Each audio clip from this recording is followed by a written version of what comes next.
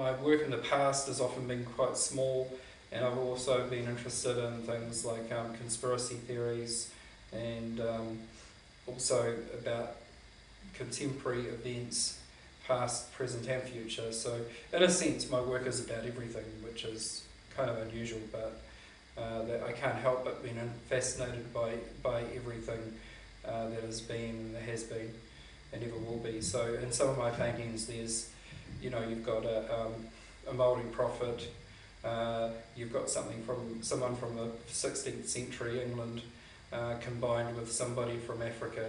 There's this whole kind of juxtaposition of and sense of a unification of everything that has ever been and ever will be.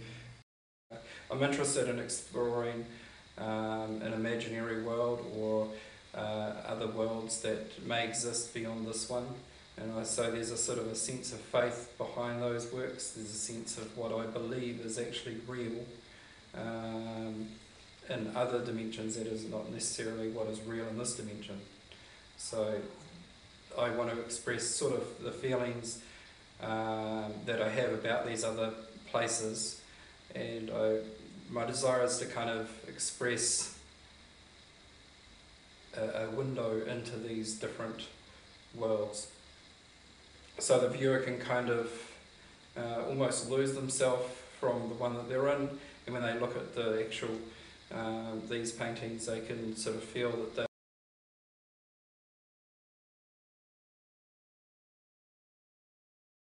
what generally happens is I have this idea that I want to express, for instance, in these works, I have this idea of paradise, and for me I have this kind of central idea about what is paradise for me. So I have like an image bank of a whole lot of ideas and symbols that I've already established. As I go along, I tend to collect things and categorise them into good and bad anyway, so I've got this kind of ongoing collection going on. That's kind of arranged in clear files, also in just books and stuff like that, so I have this kind of image bank. And then I begin to work out exactly what kind of backdrop I want to have. In these cases it's kind of been quite landscapey, and for these ones I did some large gouache sketches. Generally I wouldn't have done that. It was just that because this work is so much larger than the work I worked on earlier, I felt it necessary to just get myself a little bit versed in the actual mechanisms of the scale. I had this gouache study, and then I took a digital photo of that and I put it into the computer, and then I did further compositional arrangements, and then also going through my image bank, which I've now put on the computer mostly. I put a lot of images from the computer into the structure that I'd organised. So I had this sort of a blank landscape, and then I threw in more of these symbols and things that I wanted to say in this work. Sometimes some of these things were relating to my own personal vision, sometimes they were relating to things that I just found on the net, sometimes they were things I found in a magazine, newspaper, sometimes they were from pictures from books. Because I'm coming from a symbolic base, like my work is based on symbols and based on meaning and content, often it's a case of, it's a game between putting what I really want to put on the painting and what the painting will let me put on it. It's about the balance of how much can I get away with putting onto this painting.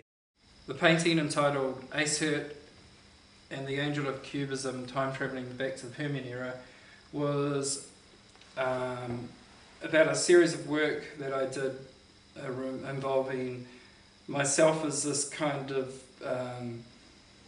character that was given special abilities to time travel, to fly, to all sorts of crazy things through the aid of various angels, in this case the Angel of Cubism.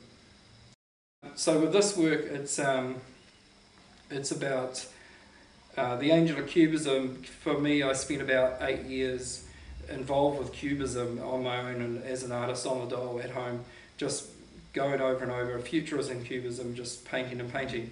And what I found was I kept, no matter how much I tried to make something cubist, I always found that a symbol popped up from beneath the cubist cracks. I mean, if you're talking about cubism and futurism, dissecting things and showing things on different planes, within those gaps, other symbols emerged. And then when you cubified those, other symbols emerged. So I sort of looked at cubism and futurism as a symbolic representation of myself spiritually searching through physical reality to find out what was going on. So in a sense, the angel of cubism represents the search of trying to find out what is actually, going on beneath the skin, beyond physical reality.